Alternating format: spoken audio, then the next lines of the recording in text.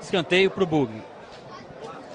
Autorizado, jogou essa bola na área, quem sobe, a bola continua viva na área, bateu pro gol na trave e o gol!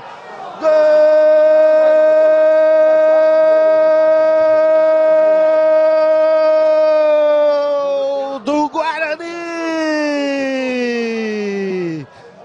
A bola sobrou na área.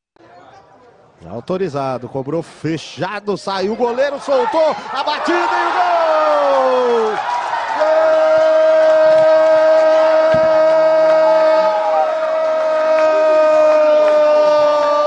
Gol do Cave! Já passamos aí dos 18 minutos, vem bola na área da Votuporanguense, vem o levantamento, a cabeçada!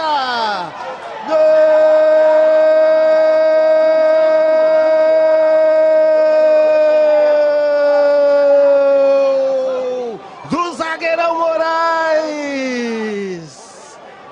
Subiu sozinho Moraes, cabeceou forte.